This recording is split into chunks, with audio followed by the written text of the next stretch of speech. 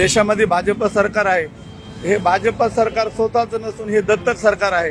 कारण भाजपाची परिस्थिती अशी स्वतःचं मूलबाळ होत नाही म्हणून ते काँग्रेसचे लोक उचलून घेत आहे आणि परत म्हणताय की यांनी भ्रष्टाचार केला.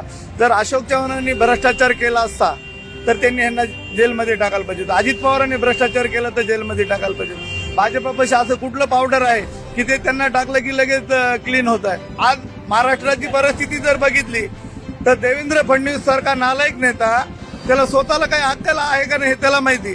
घराघरामध्ये भांडणं लावले त्यांनी. आज पूर्ण देश महाराष्ट्रामध्ये पूर्ण वाटोळं करून टाकलं. आमचा पंकजाताईला विरोध नाही पण जर देशातून नरेंद्र मोदी हटवायचे असतील तर पंकजाताई एक वेळ पडल्याने काही फरक पडणार नाही.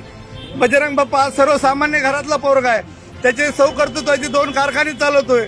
एक 10-5 लोकांना तो जगवतोय. असा जर नेता संसदेत गेला तर तो नक्कीच त्याला जाण आहे गरिबाची. तो गरिबाचे प्रश्न हे करील. का तर पंकजाताई हा सोन्याचा चमचा घेऊन जन्मलेला आहे त्याच्यामुळे त्यांना गरिबाची बिलकुल जाण नाही. ते निवडून आल्या तर दिल्लीत मुंबईत राहतात. त्यांना बीडमध्ये कुठलंही सुख दुःख नाही. आज बीडमधल्या जनतेला पाण्याचा प्रश्न आहे. खेड्यातील आई बहिणी 4-4 किलोमीटर पाण्याला जातात आणि हे स्टेजवर भाषणं ठोकतात की सरपंच आम्हाला मतदान करणार नाही का, ह्याला निधी पाहिजे नाही का. अरे तुम्ही निधी देणार आहे तुमच्या काय बापाच्या घरचा देणार नाही. निधी हा आमच्या हक्काचा निधी आहे. आम्ही जीएसटी भरतो, आम्ही हे करतो, तुम्ही तो आम्हाला निधी देणार.